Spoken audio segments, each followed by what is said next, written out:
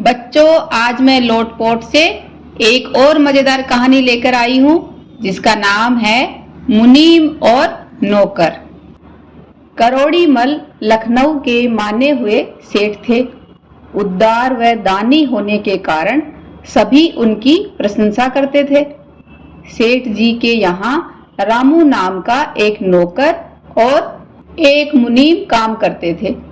रामू एक मूर्ख किस्म का व्यक्ति था जिसे सेठ जी बात बात पर झिड़क देते थे। इसके विपरीत मुनीम को वे बड़े प्यार से रखते थे।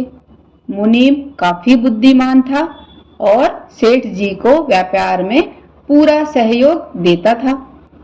एक दिन की बात है, रामू सुबह सुबह सेठ जी को चाय देने गया। उस समय सेठ जी काफी प्रसन्न नजर आ रहे थे।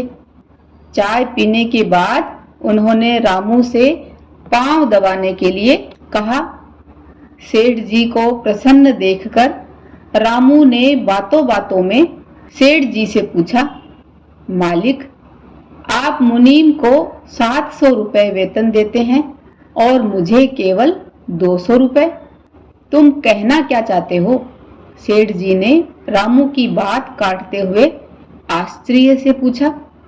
रामू ने हकलाते हुए कहा, मालिक, आप मुझे कम वेतन देते हैं जबकि मैं दिन रात काम करता हूँ और उस मुनीम को जो कुछ ही देर कलम घिसकर चला जाता है आप ज्यादा वेतन देते हैं। आप मुझे भी उसके बराबर वेतन क्यों नहीं देते? रामू की बात सुनकर सेठ करोड़ी मल का हंसते हंसते बुरा हाल हो गया। किसी तरह अपनी हंसी को रोककर वे बोले, मैं तुम दोनों को उचित वेतन देता हूँ।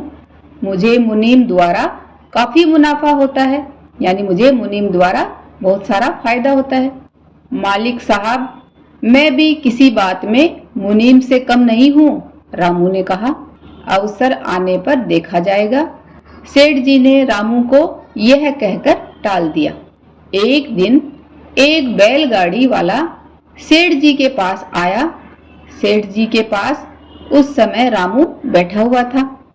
सेठ ने रामू को मुनीम और नौकर में अंतर बताने का यही समय उचित समझा।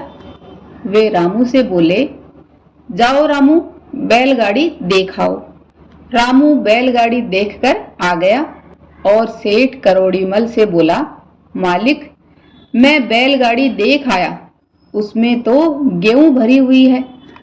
अच्छा, तू जाकर मुनीम को यहाँ भेज दे। सेठ जी ने रामू से कहा और अपने काम में व्यस्त हो गए। कुछ ही देर में नौकर मुनीम को लेकर सेठ जी के पास आ गया। मुनीम को देखते ही सेठ जी उससे बोले, मुनीम जी, तुम जाकर उस बैलगाड़ी को देख कर आओ। मुनीम सीधा गाड़ीवान के पास पहुंचा और उससे पूछा, इस गाड़ी में क्या है? मुनीम की बात सुनकर गाड़ीवान बोला, गेहूं है साहब, बेचने के लिए मंडी में लाया हूँ। मुनीम ने गेहूं का भाव करके गेहूं खरीद लिया और उस गेहूं को एक अन्य सेठ को बेचकर 300 रुपए लाभ कमा लिया। 300 रुपए हाथ में लेकर मुनीम सेठ जी के पास आया। उस समय रामू सेठ जी के पांव दबा रहा था। मुनीम सेठ जी से बोला, मालिक, मैं बैलगाड़ी देख आया, उसमें गेहूं था। मैंने सेठ हीरामल से उसका सौदा कर दिया। ये लो, 300 रुपए बने हैं।